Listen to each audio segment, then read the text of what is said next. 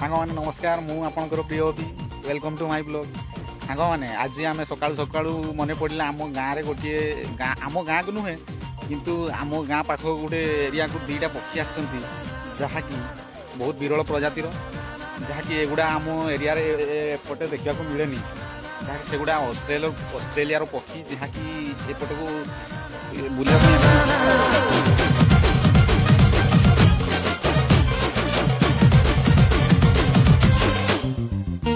ମାନେ ବି ଯଦି ଏଇ ପକ୍ଷୀ ଦେଖିବାକୁ ଆସୁଛନ୍ତି ତାହେଲେ ଆମର ପଳେଇ ଆସିବେ।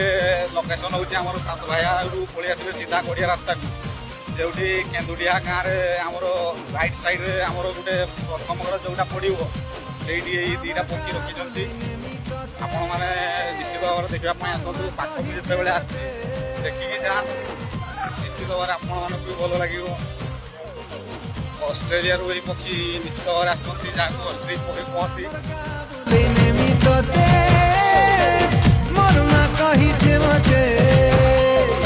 আমার কাবুলি নেমি তোতে মোর মা কহিছে মতে এই সিলি সিলি পবন ঝরনার পানি কুইলির কুহু সুন্দরে সাজনি এ বেবি বেবি বেবি মোর কিউটি বেবি দিল ভিতরে মোর আঁকিছে তোর ছবি তোর সুন্দরী চেহারা দেখি প্রিয়া রে তোর মুলকি হাসি দেখি করি প্রিয়া রে আরে খুশি হবা মোর মা কেতে নিকেতে আমার গা বলে নেমি তোতে মোর মা কহিছে মতে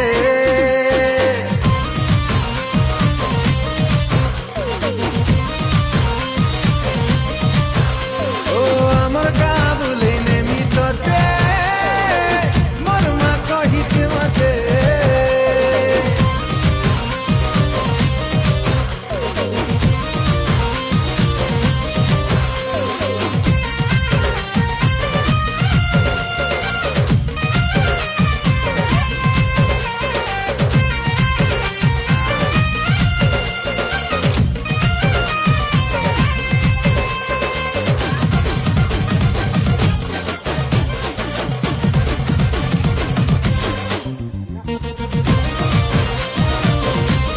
ସାଙ୍ଗମାନେ ଦେଖିଲେ ତ ଏଇଟା କ'ଣ ପକ୍ଷୀ ଆପଣମାନେ କହିବେ କମେଣ୍ଟ ମାଧ୍ୟମରେ।